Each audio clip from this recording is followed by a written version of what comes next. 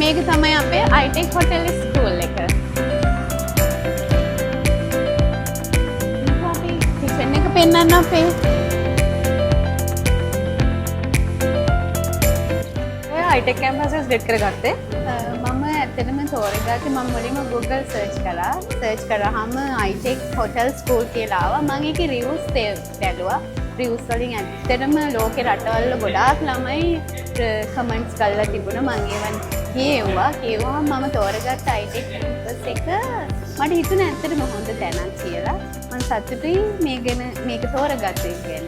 අපිට මෙතන vegetable cuts ගණනාවක් තියෙනවා. අද අපි කපන්නේ මැසඩෝන් cut එක. normally salad වලට cuts වර්ග කිහිපයක් තියෙනවා. කිහිපයක් නෙමෙයි ගොඩාක්. අද අපි ඒව තමයි කරන්නේ. ஹலோ வணக்கம், என் பேர் அமீன். நான் ஹைடெக் ஹோட்டல் ஸ்கூலில் இப்போ படிக்கிறேன்.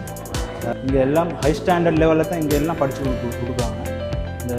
இந்த செஃப் எல்லாம் 5 ஸ்டார் ஹோட்டல் ஒரு 15 வருஷம் ஒரு 20 வருஷம் கிட்ட அவங்களுக்கு எக்ஸ்பீரியன்ஸ் சீக்கிரம் ஆகுது.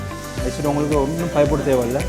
இங்கே வந்து அவங்களுக்கு பயமில்லாமல் வேலை செய்யலாம். உங்களுக்கு அடுத்தடுத்து உள்ள பார்க்க இங்கே ஸ்டாண்டர்ட் கூட இங்கே படித்து கொடுக்குறது எல்லாம் என்னோட ஸ்டாஃப் எல்லாம் ஃப்ரெண்ட்லி.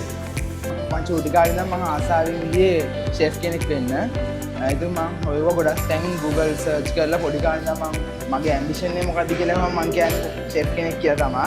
O level result ආවට පස්සේ කෙලින්ම ඇප්ලයි කරා iTech එකට. ඒක හොඳ තැනක්, හොඳ එක්ස්පීරියන්ස් එකක් තියෙනවා.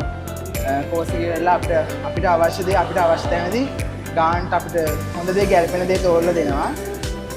ඒ හින්දා හැමෝටම කියන්නේ iTech තෝරගන්න. ඔව් මුලින්ම මම ෂෙෆ් රන්දෙරිය. මම සාමාන්‍යයෙන් අවුරුදු 10කට වැඩි හොටෙල්ස් වල එක්ස්කියුටිව් ෂෙෆ් කෙනෙක් වැඩ කරලා තියෙනවා.